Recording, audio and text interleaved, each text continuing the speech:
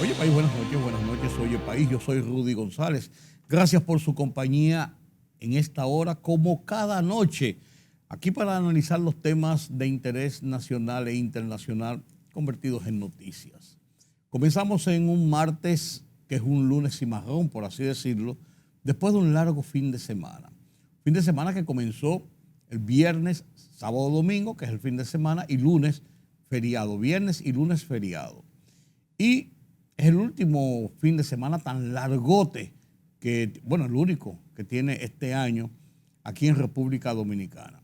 Y yo me gustaría hacer una reflexión en ese sentido. Mañana, día 26, ya después de medianoche, día 26, es el aniversario del natalicio de Juan Pablo Duarte.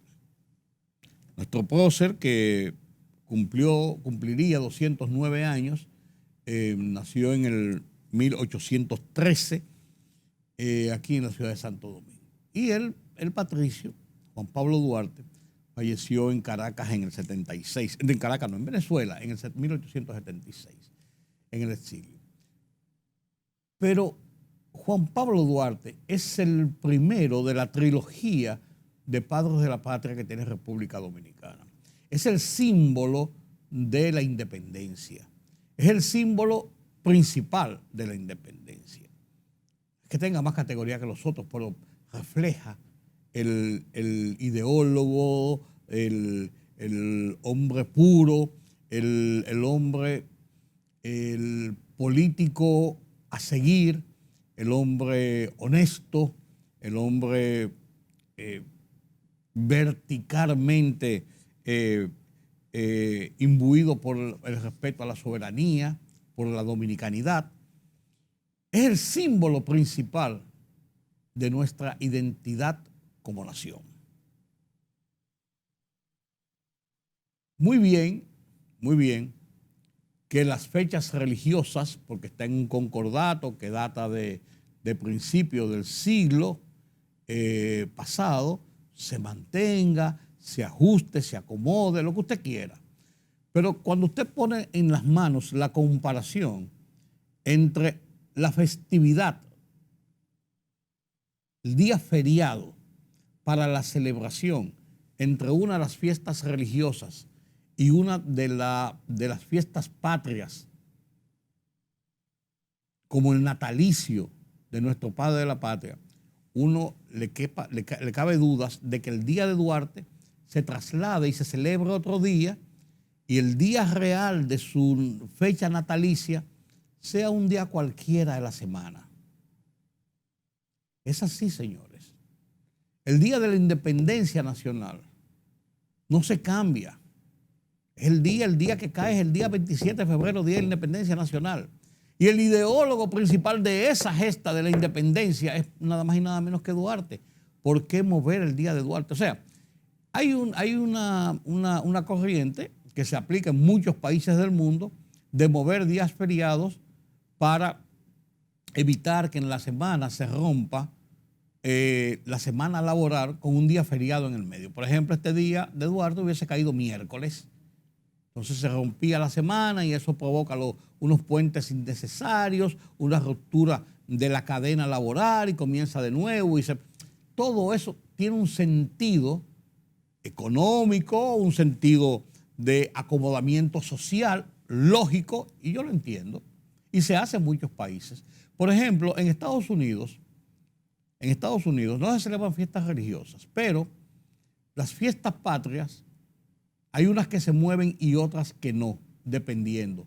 Pero para ellos solucionar algunas situaciones, como la celebración del Día del Veterano, que para ellos es importante, trascendental, el Día del Trabajo, que para ellos es trascendental, el día, porque de allá parte toda esa celebración del Día del Trabajo, aunque no se celebra el 1 de mayo.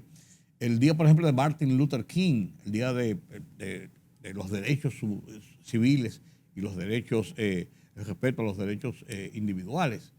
¿Qué hace los Estados Unidos? Lo ubica en un día determinado para que caiga lunes. El primer lunes del mes de septiembre es el Día del Trabajo. El tercer lunes del mes de enero es el día de Martin Luther King. Y así los va ubicando. El día del veterano, no me acuerdo qué día es, un lunes, tal día, de tal fecha. Así hacen sus elecciones. El segundo martes, bien, las elecciones de los Estados Unidos son el segundo martes después del primer lunes. El segundo martes después del primer lunes de cada 4 años. De cada 2 años las elecciones de medio tiempo y de cada 4 años las elecciones presidenciales. Ahí no hay dudas. Aquí en República Dominicana se cambió en el sistema electoral y se puso las elecciones municipales y congresuales, no, las elecciones municipales el tercer domingo del mes de febrero y las elecciones presidenciales y congresuales el tercer domingo del mes de febrero, aunque la fecha del mes de mayo, aunque la fecha de toma de posesión esté decididamente establecida en el 16 de agosto para el caso presidencial y congresual y el 24 de abril para, 24 de abril parece que es para las elecciones municipales. Y uno entiende esto, pero le cuadra la cabeza a uno cuando ve que los días tan trascendentes para nuestra historia, para el festejar algo tan trascendente, tan importante, tan vital para lo que es nuestra historia, nuestra patria, nuestra soberanía, nuestra identidad, es el natalicio de Juan Pablo Duarte, se pueda mover de esta forma. Y ayer nadie sabía que era el día de Duarte, sí, porque es día de fiesta. Mañana, este miércoles, la gente ni se acuerda porque es un día de la semana. Lo van a celebrar en las escuelas, en algunos sitios. Creo que hay unos actos que se van a celebrar. Alguien llevará una ofrenda floral al altar de la patria, este tipo de cosas. Pero la verdadera celebración del día del natalicio del patricio se pasa como un día cualquiera. Es más, el Día del Trabajo en República Dominicana tiene más importancia en cuanto a su celebración, oigan esto, su celebración, que el mismo Día de Duarte. Si el Día del Trabajo, 1 de mayo, cae un domingo, la celebración es al día siguiente porque hay que dar ese día feriado para que los trabajadores y para que la gente sepa que ese es el Día del Trabajo. Si un día de los otros cualquiera cae sábado o domingo, no se mueve para ningún sitio.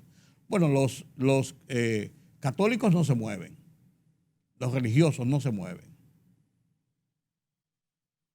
Los otros sí, se quedan igual de cualquier día. El Día del Trabajo todavía le da mayor trascendencia. Entonces, hay cosas que debemos ajustar en un momento determinado, sin yo dejar de reconocer que ese movimiento de días feriados tiene un significado más laboral y más empresarial que otra cosa. Ojo con esto. Hay que tener un poquito de cuidado y yo diría hasta de respeto por algunos símbolos, como es el caso de algunas fechas de nuestra dominicanidad y de nuestra historia. Pero así son las cosas. Este fin de semana, la noticia de la muerte de Agripino Núñez Collado, a los 88 años de edad, fue un tema trascendente.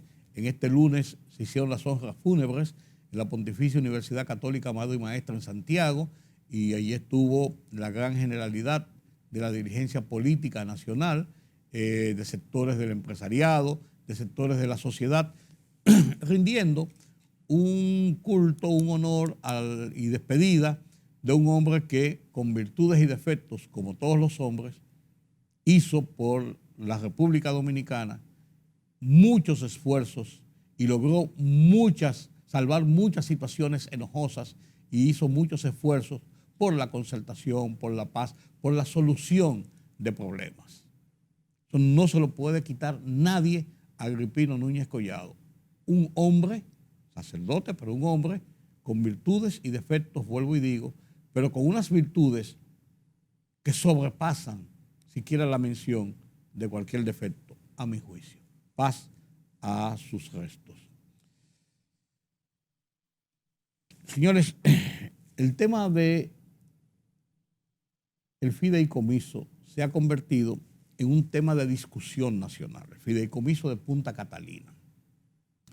Y en cierto modo, creo que se cometieron algunos errores, como por ejemplo el de que la Cámara de Diputados, de buenas a primeras, sacara el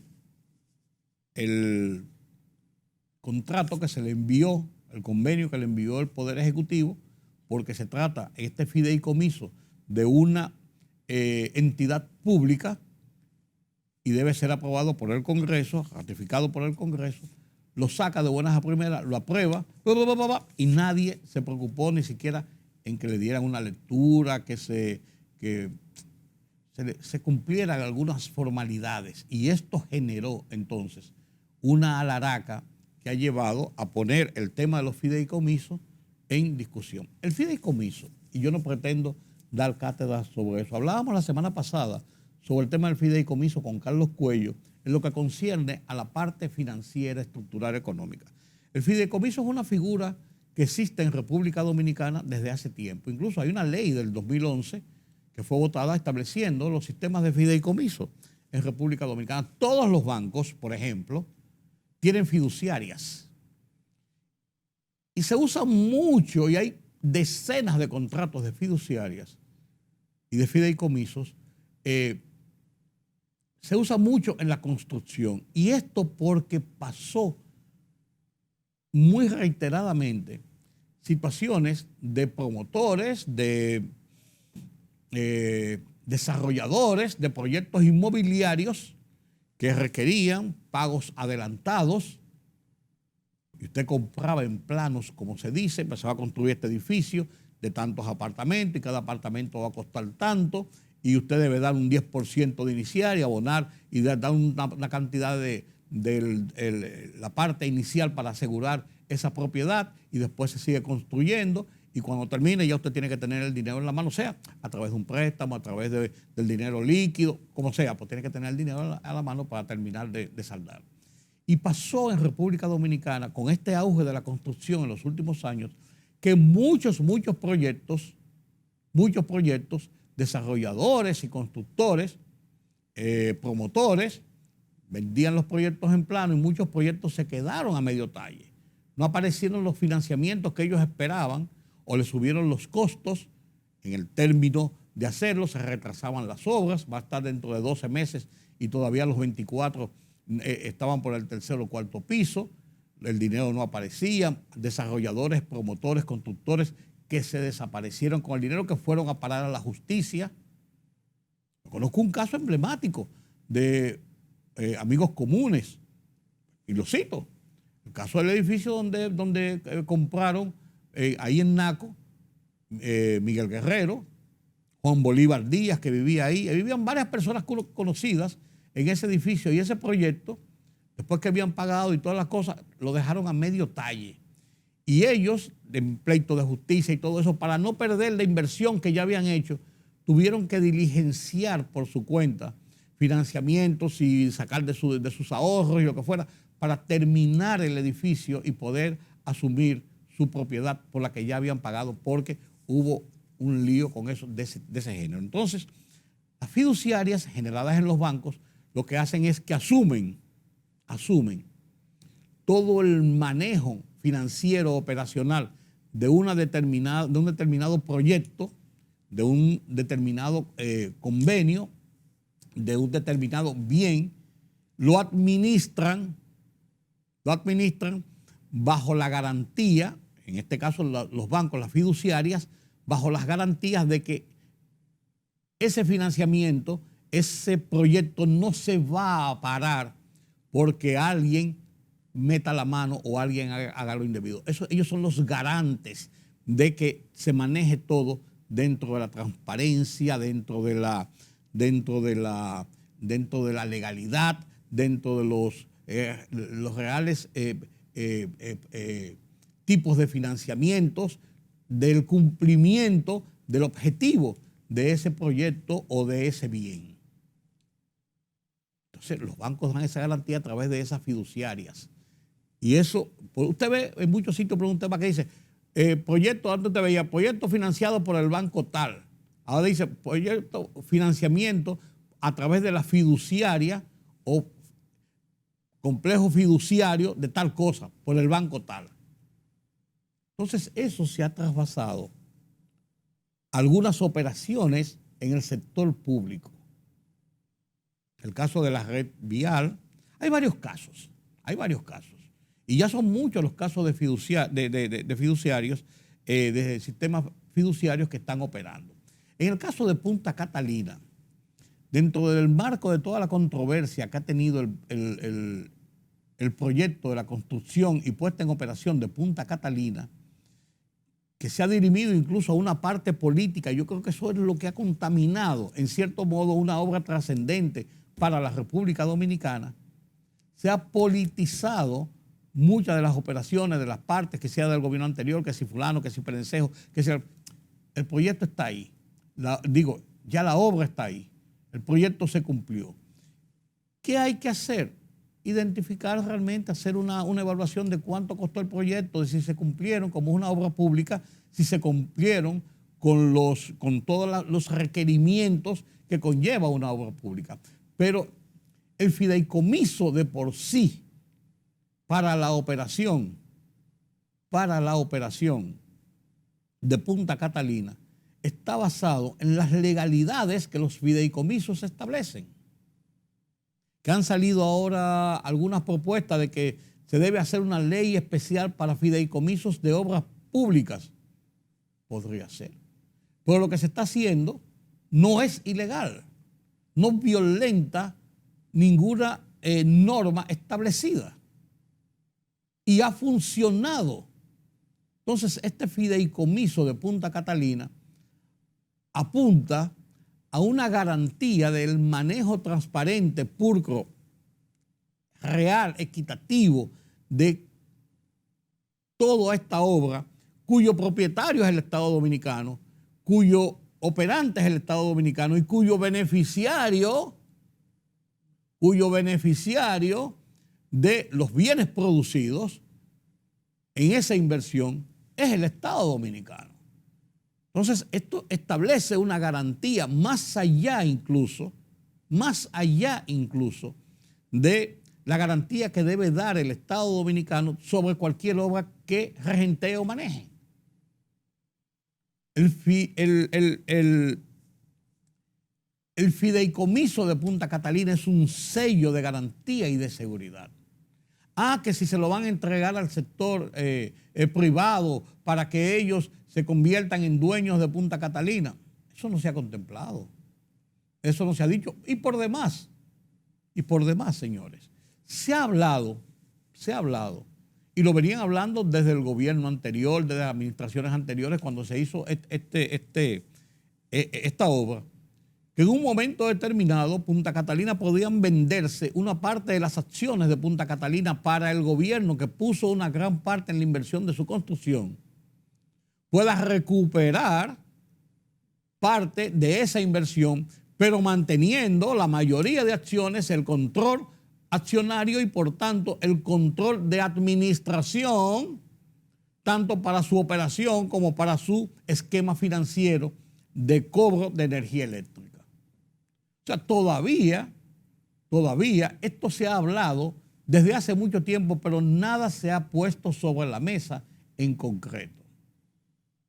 Yo creo que el fideicomiso de Punta Catalina realmente fue contaminado por el tema político y por el tema de que se habló mucho en el pasado, de que si costaba tanto, que si se robaron tanto, como Odebrecht estaba en el medio de esta situación y vino todo el escándalo de Odebrecht, pero la obra se concluyó y se concluyó a un costo. Lo que tiene que hacer la autoridad ahora, que es lo que ha anunciado tanto el presidente como la gente de la CDEE y como otros entes, es auditar esa obra, que ha pasado 1 año y pico y debió haberse auditado desde el principio, auditar esa obra, establecer cuáles fueron sus costos, y ya esa es harina de otro costal.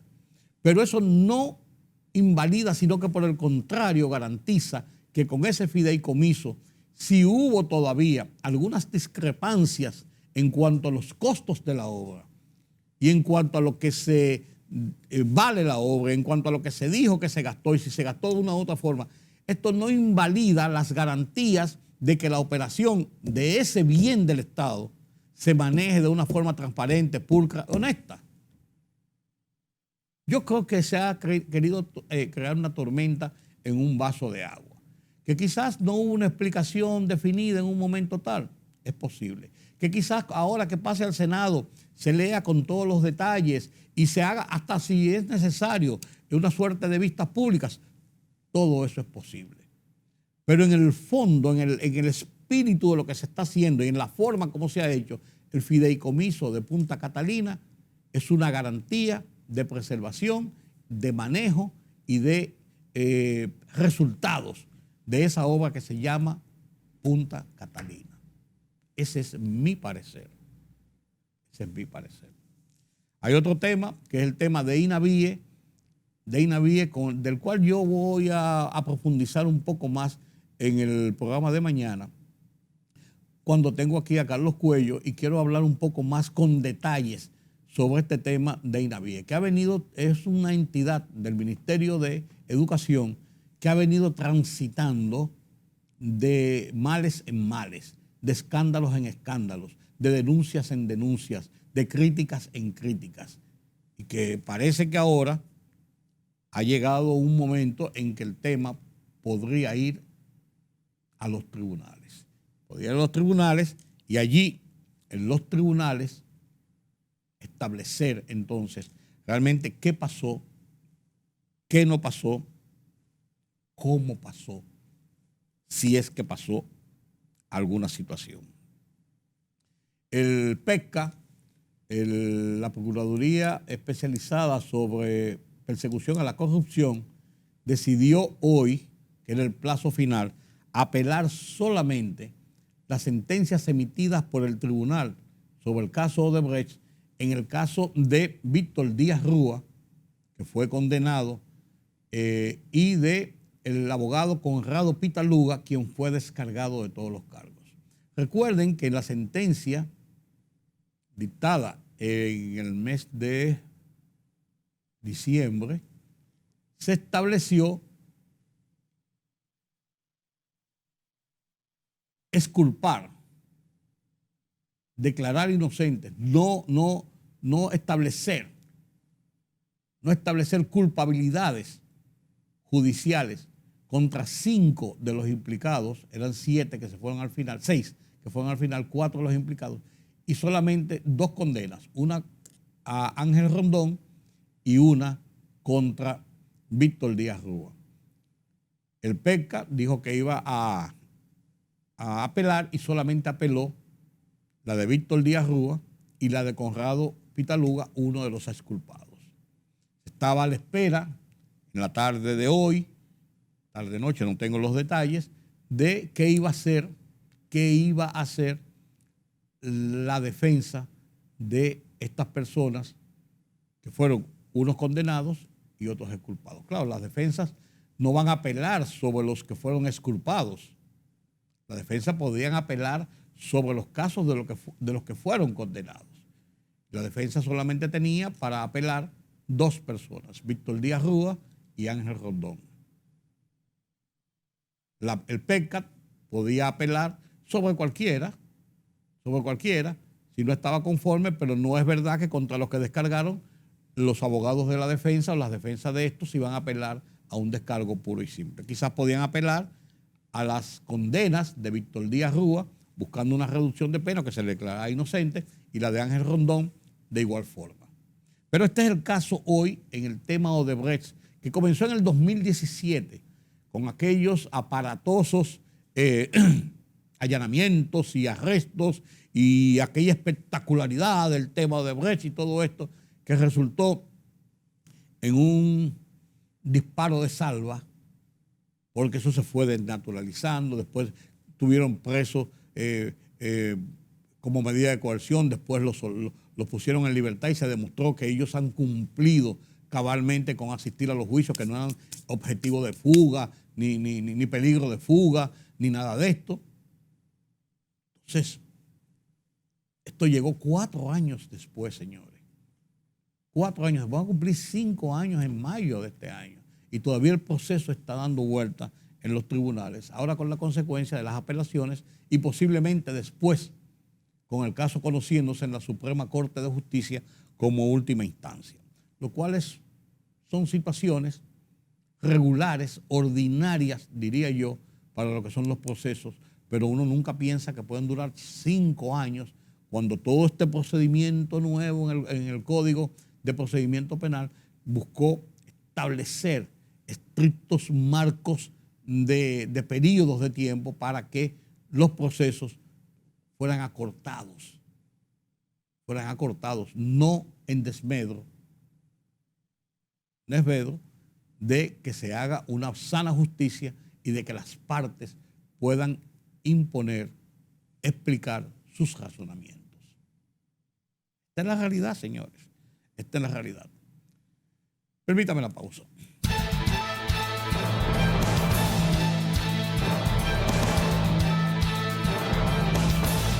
El Ministerio de Salud Pública de la República Dominicana notificó este martes 2 fallecimientos por COVID-19 y 2.272 nuevos contagios con ese virus, 204 menos que los 2.476 registrados en la víspera.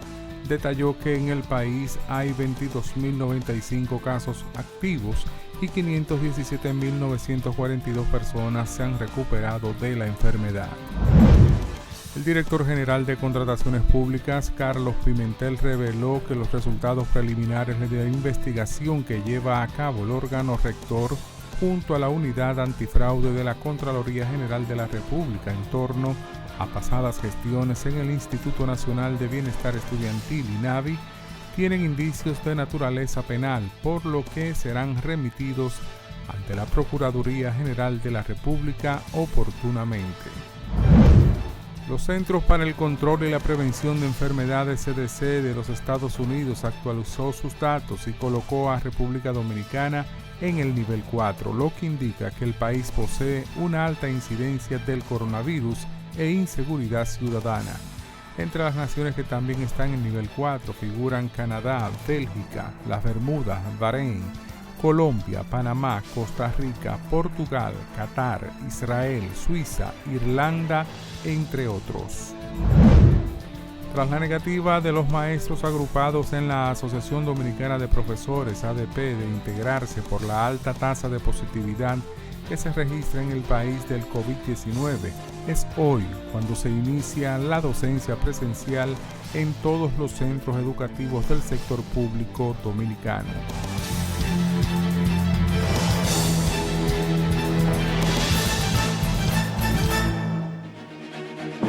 El rumbo de la tarde, plural, objetivo, democrático, la verdad siempre.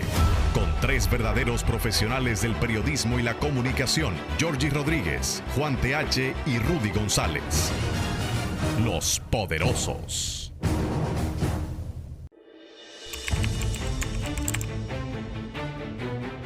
Periodismo de investigación, columnas, opinión, análisis, reportajes de fondo. Hora por hora, una completa plataforma multimedia. Periodismo con valor. Noticias horapor-hora.com.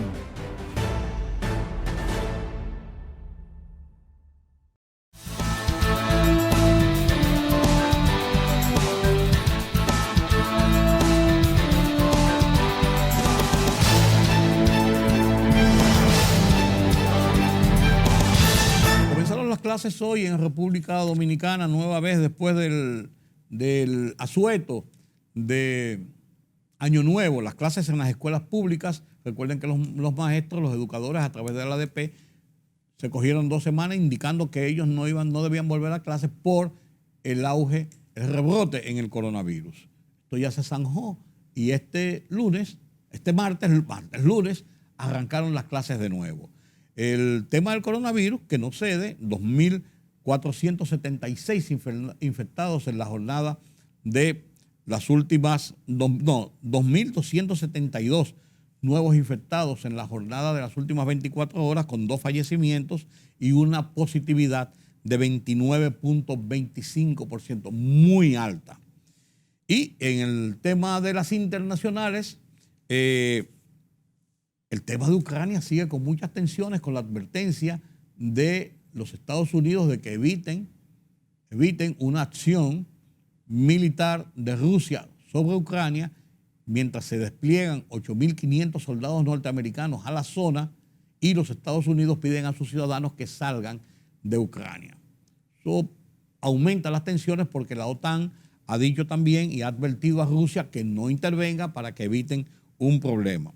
Temblores en Haití, 5.1, 5.3 este fin de semana. No se han reportado víctimas ni daños, pero sí mucha tensión también en este lado de la isla, del lado oeste de la isla. Mientras tanto, Boris Johnson está enfrentando, señores, una dura situación porque la policía inglesa está ubicando una serie de fiestas clandestinas que durante los encerramientos del COVID celebró el primer ministro británico. Vaya usted a ver. Estos temas nos los presenta en desarrollo Pedro Vargas desde la redacción central de Oye País.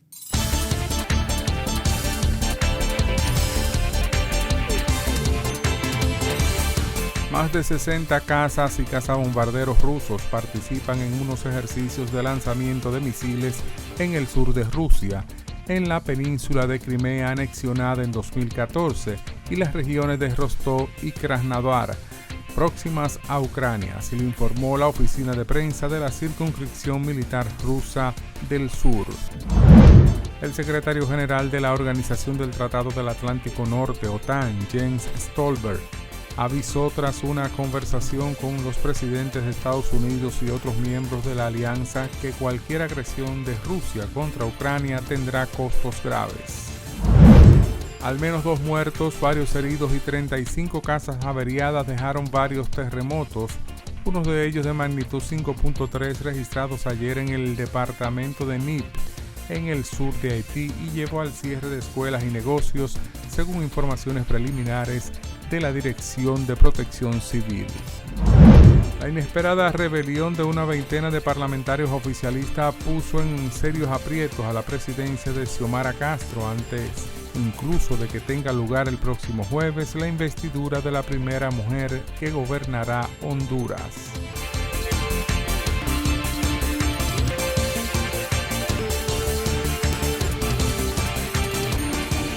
El rumbo de la tarde, plural, objetivo, democrático, la verdad siempre. Con 3 verdaderos profesionales del periodismo y la comunicación, Georgie Rodríguez, Juan TH y Rudy González. Los poderosos.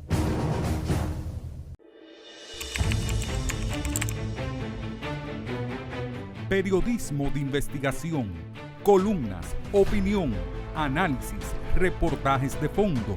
Hora por hora, una completa plataforma multimedia. Periodismo con valor. Noticias horaporhora.com.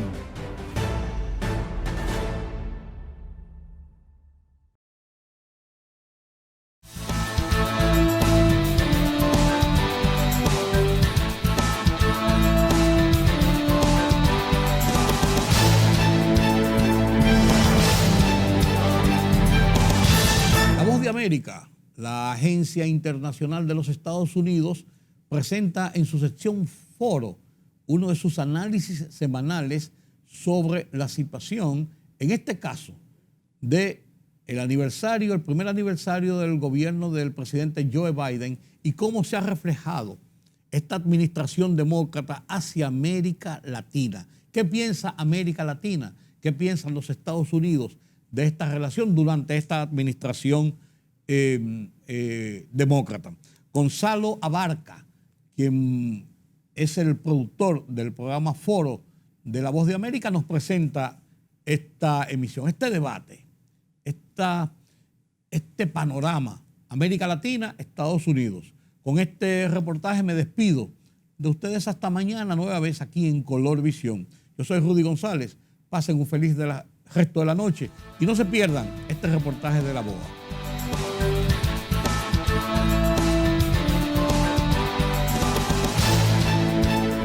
Joe Biden cumple su primer año como presidente número 46 de Estados Unidos. Si bien el mandatario ha reconocido que aún le quedan grandes desafíos a nivel interno, también ha señalado que América Latina juega un papel fundamental en su política. Jorge Agobián, corresponsal en la Casa Blanca, se encuentra con nosotros. Jorge, ¿qué balance ha hecho el presidente sobre este primer año en el gobierno? Gonzalo, el presidente Joe Biden reconoció las frustraciones del pueblo estadounidense por los efectos negativos de la pandemia en la economía, la inflación más alta en décadas en Estados Unidos y también el cambio de la vida cotidiana de los propios estadounidenses, algo que ha dado a que el presidente Joe Biden llegue a este primer año en la Casa Blanca con los índices de popularidad más bajos desde que asumió la presidencia. Se habla de 40% en promedio. El presidente Biden dijo que no cree en las encuestas y también dijo que no cree que prometió de más cuando en su campaña presidencial, sobre todo en esas promesas para combatir la pandemia. Ahora, Jorge, hablaste con funcionarios de la Casa Blanca sobre el tema de Centroamérica y Venezuela. ¿Qué han dicho? Así es, pero más allá de lo que nos dijeron los asesores del presidente Joe Biden, las declaraciones del propio mandatario marcan cómo está esa política hacia Latinoamérica. Dijo que no está completamente implementada en este momento y que le tomará tiempo desarrollar esa política hacia el hemisferio occidental, acusando a la administración anterior de cambiar la política y de ser errónea. Algo que los republicanos, el Partido Republicano, acusa al presidente Joe Biden, es de que su estrategia ha sido no es activa y efectiva, y pues ponen los ejemplos claros de Cuba, Venezuela y Nicaragua. El primer año del presidente Joe Biden ha creado muchas expectativas. En América Latina, el mandatario aún no ha visitado la región, aunque sí lo ha hecho la vicepresidenta Kamala Harris. ¿Cómo evalúan los países de la región este primer aniversario de la administración Biden? Bien, me acompañan desde Caracas, Venezuela, el ex embajador y profesor en Derecho Internacional Emilio Figueredo. Desde Ciudad de México, la doctora Leticia Calderón Chelius, investigadora del Instituto Mora. Y desde Ciudad de Guatemala, el profesor Pablo Hurtado, secretario ejecutivo de la Asociación para la Investigación y Estudios Sociales. Así es. Y bien, ¿qué evaluación hace América Latina de este primer año del presidente Joe Biden? Empiezo con usted, doctora Calderón, bienvenida.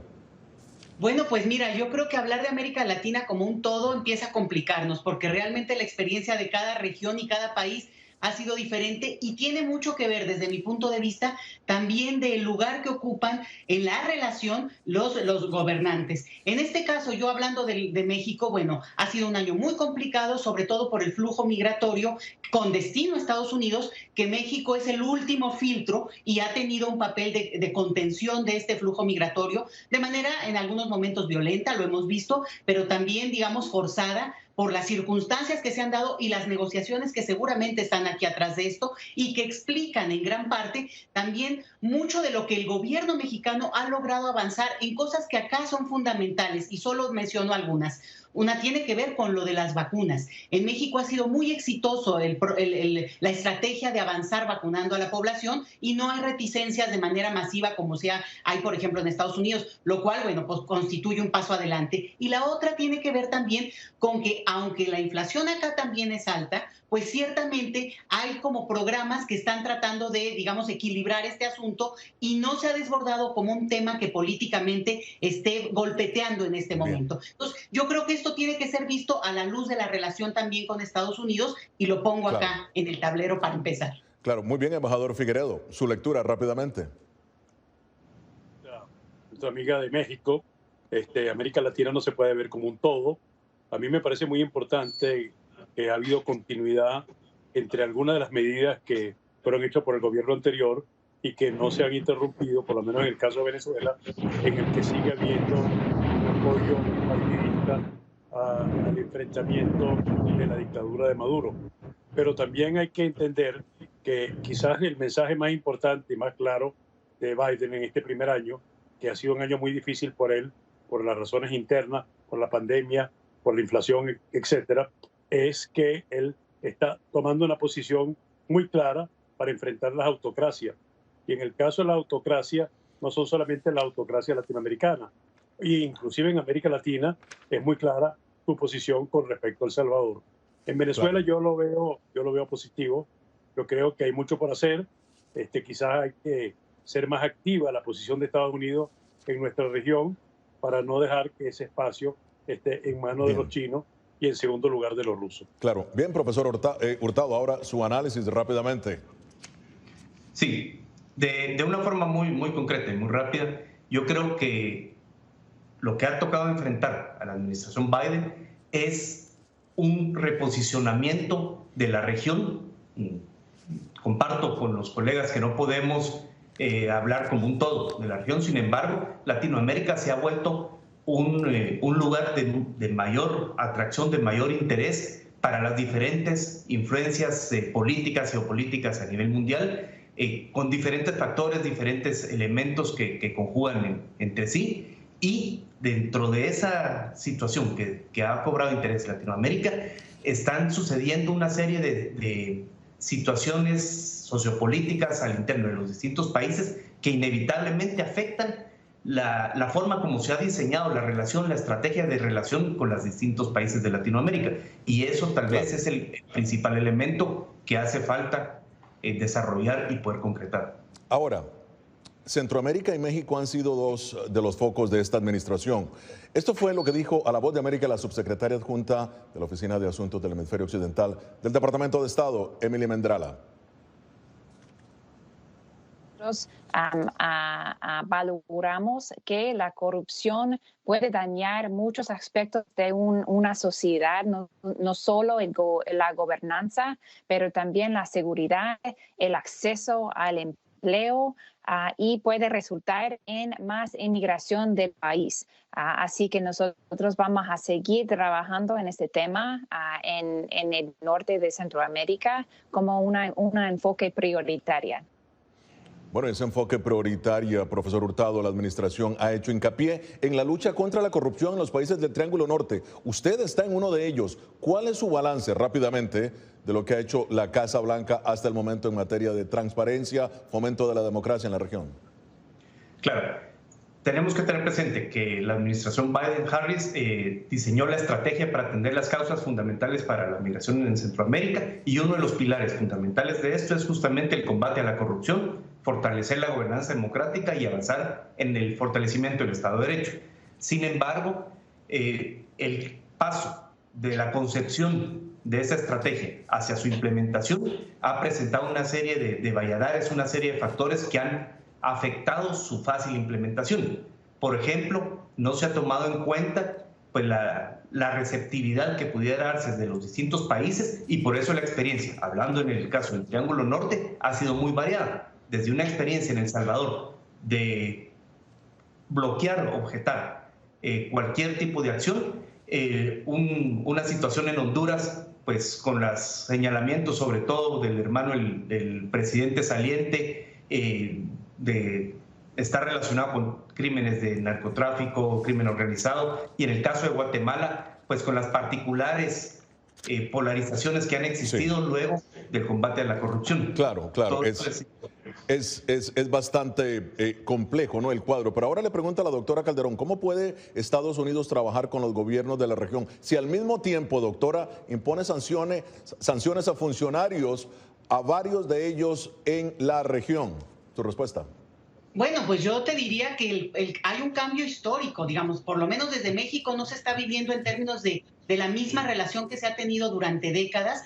Evidentemente la asimetría persiste, está ahí, eso no se puede negar, pero el tipo de relación y el tipo de capacidad de negociación que hace cada gobierno, en este caso el mexicano, cambió brutalmente, porque tenemos un gobierno legítimo con una alta popularidad, que hay que tomar en cuenta esto en relación, por ejemplo, a Biden, que Biden está sobre los casi menos de 40% de popularidad, cuando el presidente mexicano casi roza los 70% al tercer año de gobierno. Entonces, esto sí tiene mucha influencia y mucho peso en una relación que siempre ha sido complicada, pero que en este momento logra marcar cierta distancia. Hoy tenemos temas de mucha controversia, vienen de Estados Unidos a tratar de tener cierta influencia por los poderes económicos, empresariales, y sin embargo hay una capacidad de respuesta desde un gobierno que tiene esa legitimidad y puede manejarse.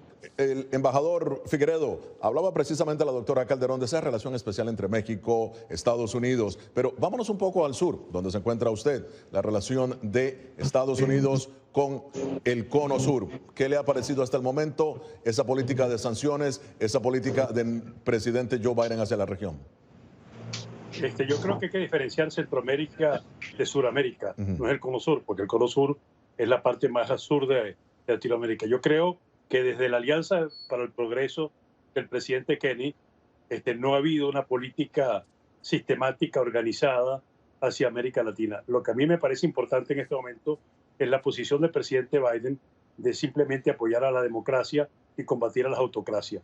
Y estas autocracias están ubicadas tanto en Centroamérica, como el caso de El Salvador, como en el caso de Nicaragua, como el caso en nuestra región, como el caso de Venezuela.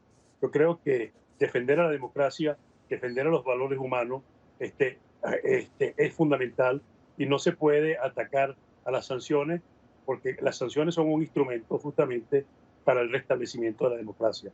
No hay sanciones en países democráticos. Las sanciones se han aplicado en los que violan la democracia y violan los derechos humanos.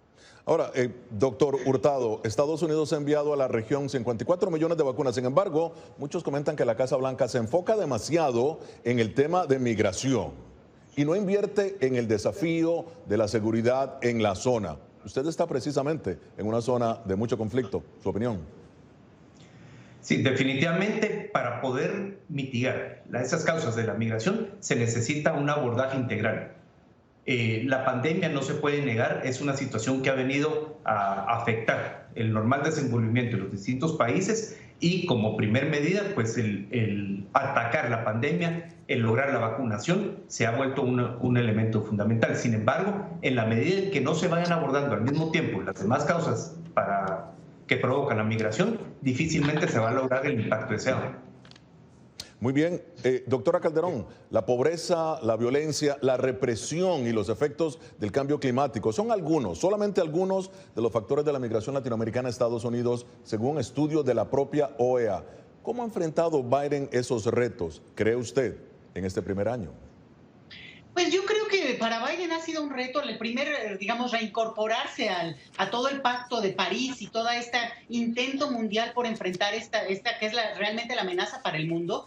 Es muy importante, pero aquí hay que tomar en cuenta que mucho de este cambio climático y la parte que tiene que ver con directamente los efectos en cada uno de los territorios tiene que ver también con un pacto interno entre las propias élites que lo han llevado a cabo en términos de devastación local. Lo que hemos visto, por ejemplo, en términos de desplazamiento forzado de algunos territorios en toda la región latinoamericana, tiene mucho que ver también con la apropiación de los territorios, las minas, el agua, productos que son muy deseados por la propia, digamos, los empresarios, la productividad que quieren sacar muchas veces de manera gratuita. Entonces, enfrentar eso también y dejar de hablar del tema del cambio climático como un asunto, bueno, meramente como de cambio de tipo de energías, que eso además lleva un tiempo y estaremos hablando a lo largo del siglo de eso, claro. Creo que es muy importante para realmente confrontarlo. Y ahí sí veo una voluntad en términos de lo que puede pasar desde la administración de Biden. Bueno, y sobre este primer año, veamos lo que dijeron los congresistas Joaquín Castro y Neil Dunn, demócrata y republicano, respectivamente. Pero es el pueblo de Venezuela el que en definitiva decida quién será el nuevo líder de Venezuela. Creo que en definitiva la respuesta es que los venezolanos deben decidir si el señor Guaidó será el próximo presidente o alguien más. Su nivel de aprobación ha bajado algo así como el 33%. Tenemos problemas en definir la dirección que la Casa Blanca quiere seguir y que todos podamos apoyar. Embajador Figueredo, el presidente Joe Biden asegurando que él ha alcanzado alianzas y prácticamente puentes en América Latina. ¿Es el caso en Venezuela? Sí, claro, pero es justamente con el gobierno legítimo, porque en Venezuela tenemos, y no se puede obviar, un régimen que es una dictadura, que ha violado toda la constitución de Venezuela y que está además, como dijo, está cometiendo un ecocidio en la zona sur con el arco minero. Yo creo que el problema de Biden es más bien un problema interno en los Estados Unidos, donde hay un intento de simplemente de dos modelos de democracia que se están enfrentando.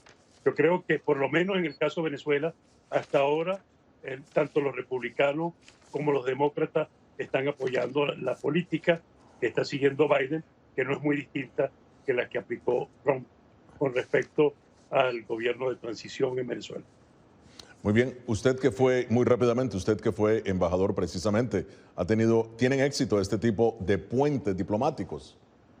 Yo creo que sí, justamente tenemos las conversaciones y las negociaciones en México en el que el régimen de Maduro y la oposición están tratando de encontrar soluciones para una situación que es francamente preocupante, porque el nivel de migración venezolano se dice que puede haber este año 8 millones de venezolanos, lo cual la convierte en una crisis peor que la que fue la de Siria. Y eso afecta a México porque están justamente llegando a través de México. Ayer vimos una escena terrible, una niña de 7 años muerta, llevada por un río cuando trataba de pasar a los Estados Unidos. Yo creo que el problema de Venezuela es el problema de América Latina y del mundo, porque ese problema de lo que está sucediendo, que ha hecho que más de 8 millones de venezolanos abandonen el país, es realmente un signo que debería elevar la preocupación a nivel global. Doctora Calderón, en el verano se realizará aquí en Los Ángeles, California, la Cumbre de las Américas. ¿Cuál es su visión del papel que Estados Unidos debe llevar a ese foro, tomando en cuenta la fragmentación política en todo el continente y el avance de China y Rusia? Pues mira, yo creo que el liderazgo de Estados Unidos ayuda siempre para, digamos, sentar a la gente a la mesa. Eso es fundamental, sobre todo en el caso de América Latina. Pero lo que sí es muy claro también es que los cambios políticos que hemos visto este año apenas, ¿no?, en la región latinoamericana, son también importantes de tomar en cuenta como un llamado y una búsqueda de nuevas coordenadas para, no solamente para los gobiernos, sino para los propios pueblos. Digamos, estamos frente a un escenario en el que Chile, Perú, Bolivia, el mismo México integrándolo, Honduras, han cambiado hacia nuevas opciones políticas que implican que Biden y el gobierno demócrata del poder en Estados Unidos escuche estas voces y sea capaz de conciliar. El embajador tiene toda la razón con que la crisis de migración venezolana es un tema que nos corresponde a todos y nos afecta a todos, en la medida en que eso implica que obviamente se reacomoden estos países para recibir a tanta gente. Por tanto, sí me parece que los avances en la negociación y el respeto hacia estos gobiernos y pueblos soberanos, me parece que será una manera diferente de relacionarse con estos países. No es solamente una cuestión donde recibir y dar órdenes, sino justamente esta capacidad de integrar estos gritos de cambio que pedimos desde nuestros países. Ahora, profesor Hurtado, en todo el continente las protestas resurgieron el año pasado debido a la frustración popular por la corrupción, la falta de oportunidades, el lento crecimiento económico. En muchos casos hay frustración con la democracia en sí. Centroamérica, una región importante. Xiomara Castro, nueva presidenta en Honduras. Bueno, ¿cómo enfrentó Estados Unidos, cree usted, esos desafíos con Biden como presidente? Yo creo que el supuesto en base al cual se han diseñado las estrategias no se terminó de realizar, y justamente ese descontento, esa frustración de gran parte de la población con la clase política tradicional o la forma tradicional de hacer política ha sido un factor que ha distorsionado la relación existente de cada país con los Estados Unidos. Y en la medida en que no se ataque ese descontento ciudadano que va de la mano con las condiciones y todos los indicadores sociales que se ven en los distintos países, las grandes desigualdades que existen, difícilmente se va a poder lograr generar las condiciones y la institucionalidad democrática adecuada para un buen relacionamiento con los Estados Unidos. Bueno, embajador Figueredo, ahora se está hablando mucho precisamente de la posible o de una supuesta ayuda o presencia militar Rusia en Venezuela. ¿Debemos creer esa advertencia que ha hecho Rusia de que no descarta el envío de algunas fuerzas a Venezuela? Eso no tiene sentido. ¿Por qué? Eso es simplemente un juego. ¿Por qué no tiene sentido? No tiene sentido la posibilidad de que lo cumplan, porque eso es una parte de la negociación entre ellos y Rusia sobre el tema de Ucrania. Pero lo más importante que es decir, en América Latina Estados Unidos tiene relaciones normales con todos los países, no importa si son de izquierda o si son de derecha, si son electos, si son la expresión de la voluntad del pueblo.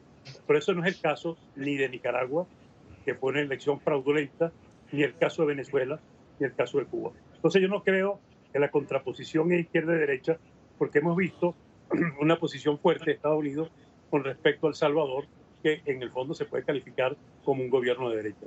Yo creo que lo importante es o aplicamos principios, o defendemos la democracia, o hacemos como China y Rusia, que no le importa quién gobierne, siempre que ellos puedan ejercer una mayor penetración en nuestra región. O la América Latina defiende los principios fundamentales de la diversidad ideológica, pero sustentada en la democracia, o simplemente aceptamos que las dictaduras son elementos importantes que deben reconocerse en nuestra región. Yo creo que en eso el pragmatismo y defenderse bajo el concepto de la soberanía, de la paz de Westfalia, yo creo que a veces atenta contra muchas cosas, particularmente en materia de derechos humanos y en materia ecológica. Bien, muchísimas gracias al embajador. Más allá de los estados. Muchísimas gracias al embajador Emilio Figueredo, a la doctora Leticia Calderón y al profesor Pablo Hurtado. Llegamos al final de esta edición de Foros. Nos vemos la próxima semana con el análisis más allá de la noticia. Desde Washington, les habló Gonzalo Abarca.